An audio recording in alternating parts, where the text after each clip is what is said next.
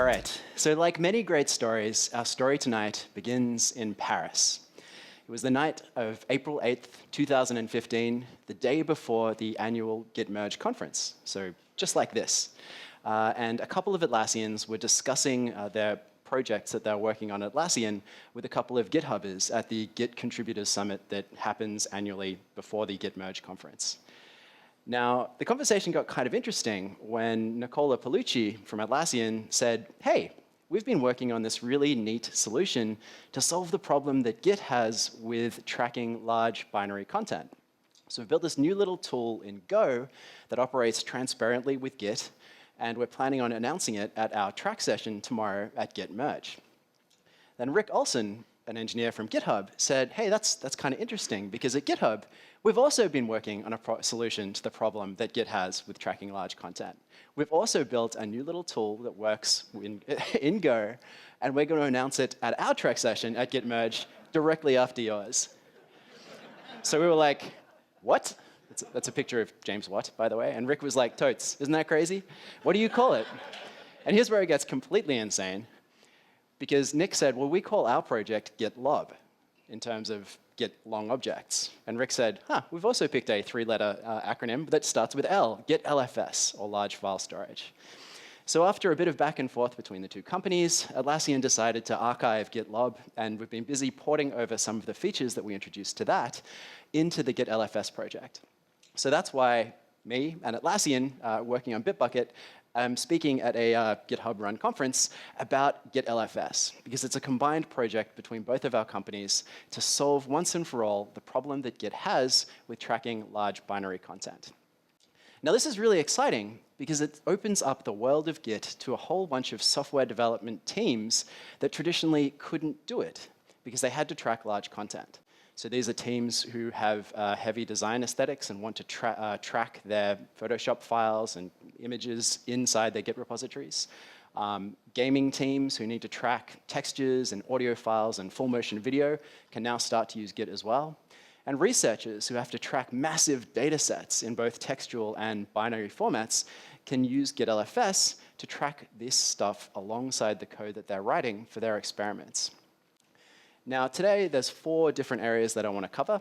First, I want to explain quickly why Git has such a hard time tracking large content.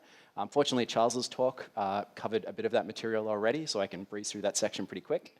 Then I'm going to talk about how Git LFS has solved this problem and how it extends Git. Just looking at how the Git LFS project is structured is a really interesting way to see how you can write your own extensions for Git as well. Then I'm going to talk quickly about how you can convert your repositories that perhaps already contain large binary content over to Git LFS. And then finally, I'll give you some tips for using LFS in a team context.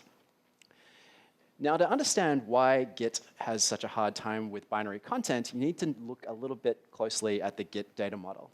Now, as John mentioned earlier in his talk, at Git's core, you have this directed acyclic graph of commits and other objects that contain all of your repository's history. Now, to understand where the problem with binary content comes, you need to look a little bit closer at these commit objects. You can use the git catfile command with the -p for pretty flag to inspect the structure of one of these commits. And when you look at it, it's pretty simple. There's the commit ID of the parent. It's a directed acyclic graph after all. There might be 2 parents there or more if it's a merge commit. You have a tree object, which we're going to look at a little bit more closely in a second. And you have some commit metadata, including who created the commit, who authored the code originally, and then a commit message. Now, the tree object is analogous to the root directory of your repository. You can again use git catfile -p to inspect it, and you can see something that looks a little bit like a directory on your file system. You have some file modes, the types of the objects that are sitting inside this directory, which are either blobs, the actual content of your files, or trees, which are nested directories inside your repository. Then you have SHA-1 hashes of all of these, because Git is a content addressable file store after all. So these are just the addresses inside your Git objects directory, as well as the SHA-1 hashes of those objects' contents. Now, if you explode this out, you can recurse down through all of the subdirectories or subtrees of your repository and see all of these blobs. Now, the problem comes when you start looking at how these blobs are stored. When you first create a commit, all of these blobs and trees are written into your Git objects directory as loose objects. Eventually, as Charles discussed, these actually get compressed into pack files. And depending on what those objects contain, Git can sometimes do a reasonable job of delta encoding those, but often it doesn't. So for example, if we take a kind of a simple but pathological case where we have a repository that contains one single large file, say a picture of an elephant in some sort of raw image format, it might weigh in at, say, 50 megabytes. Now, if we tweak that image in some sort of semantically minor but a way that actually changes the bytes on disk, then when you add a new version of that file to your repository size might double. So for example, if we change the hue of it to pink. And subsequently, every time we make a minor change to one of these large files, it's going to blow out the size of our repository. Now, the reason why Git and other distributed version control systems have such a hard time is that you typically end up copying your entire repository's history around. So when I push my new elephant images up into my Git hosting server, and the rest of my team clones them down, they have to retrieve every single version of that file, even if they're not necessarily interested in all of those historical changes, as will my continuous integration builds and my continuous deployment jobs. So Git LFS is a really exciting project that solves this problem in a really elegant way.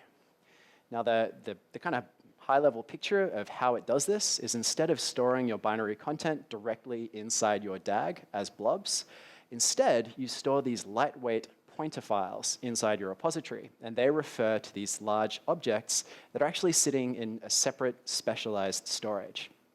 So when you run a git push command, the large objects get transferred to a cloud-hosted LFS store, and then the rest of your DAG gets pushed to your Git host. And so instead of having these large 50 megabyte blobs, you have a set of pointer files that are really just a few bytes.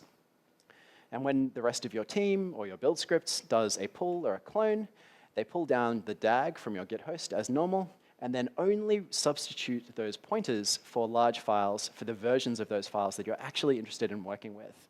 Now, typically, this is the tip of the branch that you've just checked out, but you can configure LFS to do all sorts of interesting things around resolving this content for you, which we'll look at in just a second. Now, if we whip out our git cat file -p command again, we can inspect the structure of one of these pointer files. And it really is just a few bytes. You've got a version schema property.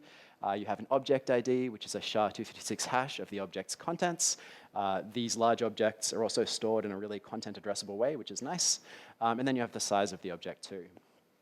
So getting up and running with Git LFS is very simple. You can install it using your favorite package manager. There are binaries available, I believe. It's written in Go, so for every platform that Git is available on. And once you've got the actual binary sitting locally on your path, the only thing you have to do is run git LFS install. Now, when you run this command outside of the context of a Git repository, the only thing that it does is add a new entry into your global Git configuration, setting up a clean and smudge filter to pipe LFS content into the LFS clean and smudge commands. I'll talk a little bit more about what clean and smudge filters are in just a second. And once you've got that initialized, you can run the git LFS track command and pass it a file name or file pattern to start tracking large content as pointers instead of those blobs actually being copied into your Git objects directory. Now, the LFS track command under the hood, all it's doing is adding a new entry into your Git attributes file, which is actually a core Git concept that you can use for specifying certain attributes about files or patterns inside your repository. Now, the filter property is just saying, hey, I want to pass any large content that matches this pattern through the LFS smudge filter or clean filter when I'm checking out or adding my files to the index. The diff and merge filter just say, hey, compute diffs and merges using the LFS filter as well. And dash text just means don't try to create textual diffs of content matching this pattern, because that typically doesn't work out very well for binary files. So let's take a little bit of a closer look at how the clean filter works, rather. So imagine I've got a large video file sitting in my work tree. As a developer, when I run the git add command, what would usually happen is that that file would be copied into my Git objects directory. But because I've got a clean filter set up, it actually gets piped to the Git LFS clean command instead. Now, Git LFS clean takes a SHA-256 hash of that object and then writes the object out under that hash in the git/lfs/objects directory instead of the git objects directory.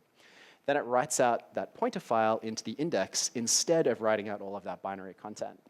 And then the object for that pointer file gets copied into our git objects directory instead. So our git objects directory only increases by a few bytes instead of the traditional 50 megabytes when I make a change to one of these large files.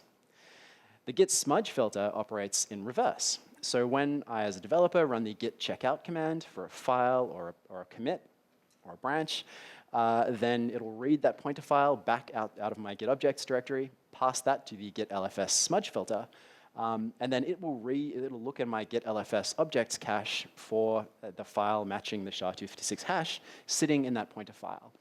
Now, if it can't find it in my local objects directory, this is the point where it actually reads through to the backing LFS store, which could be sitting on GitHub or S3 or Bitbucket Server, and then it'll download it from there.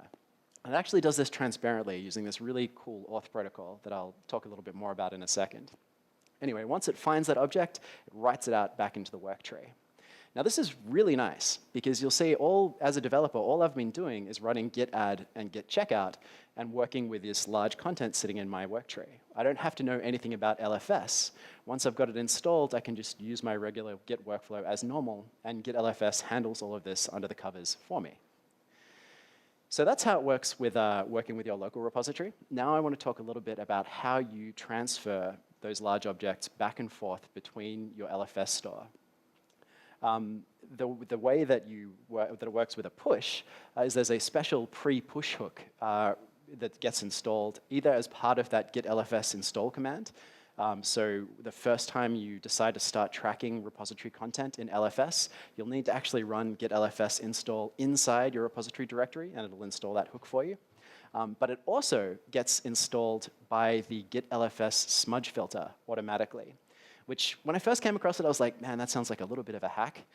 But actually, it's really neat, because if I clone a repository, like if I have Git LFS installed, and then I go off and clone a repository that has some LFS content in it, when the smudge filter gets past one of those pointer files, it's going to go off and install the pre-push hook automatically in that repo without me having to do anything about it. So Git LFS is actually kind of self-bootstrapping in that it will set up this hook automatically when you clone it from an upstream host. And it looks just like this. So nothing fancy. When you run git push and you've created some new Git LFS pointers, you're going to see some output from the git push command saying that it's transferring it to the server. Similarly, when you run a git pull, you're going to see some output saying that it's downloading these large files. And this is basically the output from that smudge filter command that's fetching through to the remote repository to populate our local LFS cache. Now, what's really cool about Git LFS is that it also works transparently with SSH. Now, the Git LFS storage API is actually HTTP only, but it's been written in such a flexible way that an LFS-aware Git server can tell the LFS client where the HTTP LFS API URL is, even when you're working with SSH. And not only that, the LFS auth API not only supports the case where you have a Git host with an embedded LFS store, and this is how Bitbucket Server works, it also supports the case where you have a completely separate external LFS store that potentially the host application can't even talk to. So it may be completely firewalled off, and it uses the client to broker a connection. Now, the way that it does this is through a really clever use of hypermedia. So let's take the simple case where you have an HTTP repository, and we're doing a clone or a pull, and we need to resolve some of those large objects. What the smudge filter does is it adds a special path onto your HTTP repository URI, and it posts a JSON structure saying, hey, these are the objects that I need to download in order to replace this pointer on disk. Then the server, or the LFS-aware server, responds with a very similar JSON structure, except it has this actions hash with a download action saying where that large object can be found. Now, this URL can be relative, well, actually, I think it has to be absolute, but it can be on the server where it's being served from, or it could be sitting somewhere else completely separately, so S3, for example. And where it gets really clever is that it not only passes the location of this object, but it also specifies the headers that you need to apply to that request in order to authenticate with that storage medium. So basically, the server is saying, hey, you can like if in the Bitbucket server's case, it just passes down a JWT token and says, hey, pass this back, and I'll give you the large file. But that could potentially be basic auth for S3 or somewhat or OAuth or really whatever you want to use. When you write objects to the server, you have kind of a similar flow, but instead of a download action, you have an upload action. And you also have this special verify action, which the server can optionally specify. Now, the verify action is a URL that the client must call once it's finished uploading the object. So this is where we get that flexibility for our LFS storage to sit in a completely separate medium that's divorced from our Git host, because it can rely on the client to tell the host once it's successfully stored that large object for us. So that's how it works with HTTP. With SSH, it's a really similar process, but a Git LFS aware server that supports the SSH command, that supports LFS transfer via SSH, also has to know about this special Git LFS authenticate command. So the Git LFS client, when it's attempting to do a push or a pull via the smudge filter, will post this special JSON structure over SSH to the LFS authenticate command. And then it will respond with the URL for the HTTP LFS API. So even though you don't know where the repository is sitting in HTTP land, the server will tell you over SSH for you and provide, again, credentials for authenticating with it. So it's a really, really clever use of hypermedia, I think, with LFS. Now, the sharp-eyed among you may have noticed that the API for LFS is a batch API. However, because this API is being called by our smudge filter every time it comes across one of those LFS pointers, in reality, it's only going to call it with a single object ID each time. And this is kind of inefficient. And this is because smudge filters at the moment, how it's implemented in Git, it just basically gets a single invocation per file that's been mapped to one of those smudge filters inside your Git attributes file.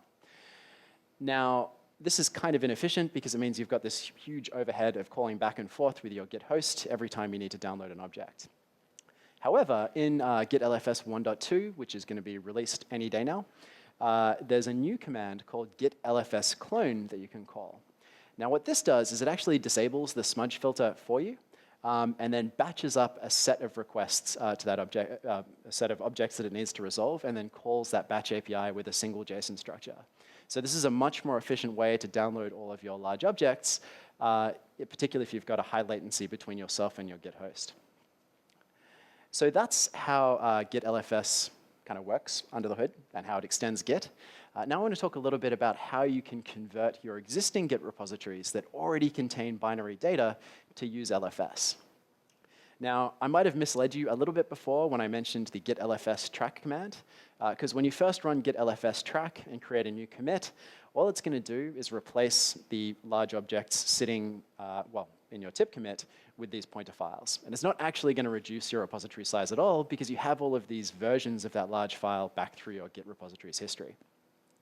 Now, this is possibly one of those joke slides that Charles mentioned, but as someone who's probably familiar with Git, you might immediately reach for the filter branch command to go back and rewrite this history to replace it with those pointers. And you might start out by just attempting to delete it, which obviously isn't great because then you lose that history. So don't do this.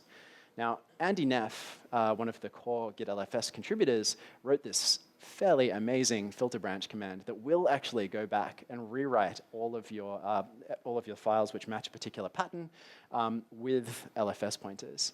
But it actually turns out that there's an easier way to do this these days. Charles kind of gave it away, but it is the BFG repo cleaner. Now, Roberto Tiley, who I think is in the audience somewhere, has built this wicked tool on top of JGit that allows you to replace certain patterns through your history with LFS pointers. Now, it's interesting because the BFG repo cleaner was originally built to kill history. You can use it to delete files historically throughout your repository or directories, or even use it to replace individual tokens inside files. So if you've ever committed a password or other sensitive credentials to a properties file, you can actually use the repo cleaner to go back and replace that. And it is significantly faster than filter branch as well. If you look at the repo cleaner's homepage, there's a set of projects that it's been run over with some example filter branch commands that do the equivalent operations, and it's 10 to 720 times faster. And as of, I think, version 1.12.5, Git LFS now supports the what's it called? Convert to Git LFS command. So instead of this gigantic filter branch command, you can just say BFG, convert to Git LFS, and pass it the patterns which you want to go back and historically replace with LFS pointer files instead. Now, with the BFG, you will need to pass this additional flag, the no blob protection flag. All this does is it tells the BFG to replace the tip commit of your repository as well. By default, the BFG doesn't modify your current commit for safety reasons, but this is totally safe to override in the case of LFS. And I think Roberto mentioned that he was probably going to change this, the LFS flag to infer that at some point. Once you've done that, then all you need to do is go off and enable LFS in the repository that you're about to push to. And this is ridiculously simple, whether you're using GitHub Enterprise or Bitbucket Server. It's literally just a flag that you need to set in your repository admin UI. So that's how you can convert your existing repositories over to Git LFS. Now I want to give you some tips for using LFS in a team context. Now, one of the first things that you need to know is that LFS still doesn't have any concept of file locking. And this can cause problems, particularly when you're working with other teammates who might want to modify the same files that you're working on. Now, there is no way for Git to automatically resolve binary changes to binary files on different branches. So you can get into these really depressing situations where you'll spend all day working on one large binary file, only to discover that someone else on your team has also been doing the same thing, and you end up with something that has to be manually resolved, or potentially you have to throw away someone's changes. So the best thing you can do at the moment is to just basically tell the rest of your team that you're planning on making extensive changes at your daily stand-up, or ping them on whatever you use for instant messaging. Now, there is some brief proposal notes out by Steve Streeting, one of the contributors to Git LFS, on how we might handle file locking one day, but there's nothing yet that's actually sort of hit the code phase of the project just yet. So I've mainly been talking about how you can individually use Git LFS to track files. But sometimes you might want to pull down large files that other members of your team are working on. So there's a command called Git LFS fetch that when you run it will populate replace the file pointers that you have locally with the corresponding large file content. But you can pass the -- recent flag to LFS fetch, and it will resolve content for other branches that you have locally checked out. -- recent by default will retrieve content for any branch that has a commit on it that's newer than 7 days old. And if you like this behavior, you can actually make it permanent by setting the LFS fetch recent always property. You can also configure it at a slightly finer grained level as well. So you can change that sliding window of recency for commits by setting the fetch recent refs days property.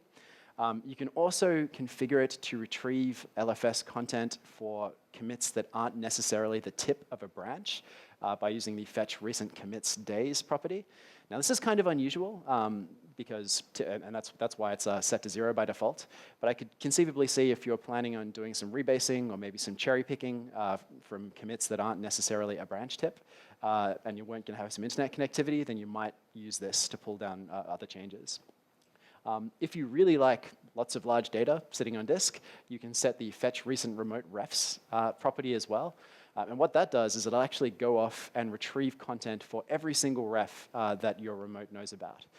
So potentially if you work in a small team, this might make sense. But if you work in a largish team or on a busy repository, then this means you're going to be pulling down lots and lots of data when you run a git fetch. The Git LFS prune command can be used for cleaning up this local data or data from your local LFS cache. And it follows fairly similar rules with respect to recency.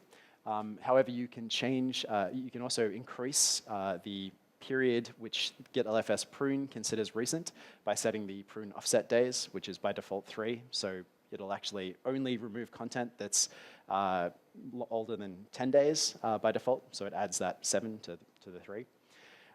LFS prune also will never delete content that that you've created locally that you haven't pushed to the server. So it actually compares the local refs that you have and what it knows of the remote refs to make sure it's not deleting content you haven't yet pushed. And you can also set the prune verify remote always flag, which means that it will always confirm that that the local object that it's about to prune has actually been copied to the server and still exists on the server. So it actually contacts the LFS storage API.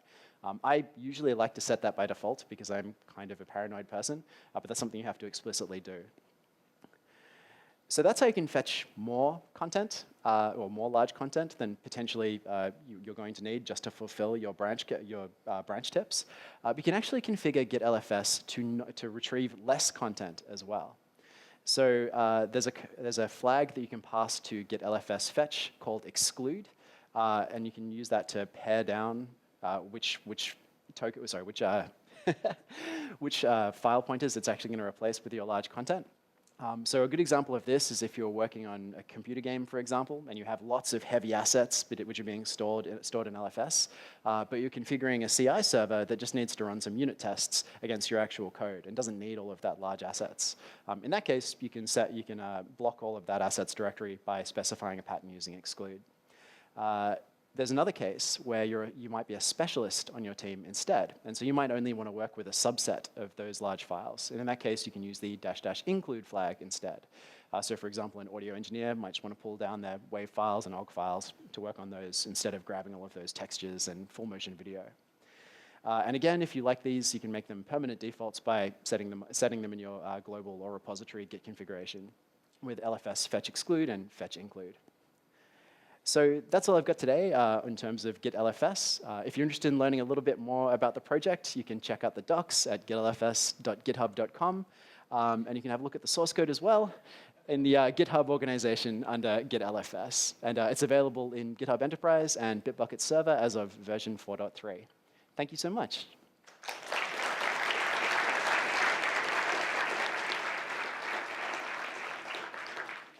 So I think I've got a couple of minutes if anyone has any questions.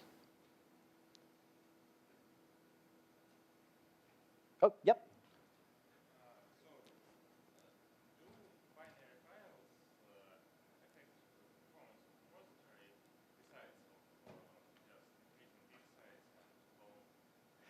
So the binary files typically only affect repository performance in terms of the transfer to the server and back. So really, it's just going to increase your transfer times, but that means that you're going to have processes sitting open for longer on the server as well, and then that can have cascading effects onto everybody else on your team who's also trying to fetch. In terms of actually working with a local repository, I mean, other than actually having to copy stuff around on disk when you're doing checkouts or staging them, unless they're very, very like pathologically big files, I don't think it's a big problem. Yes, mate?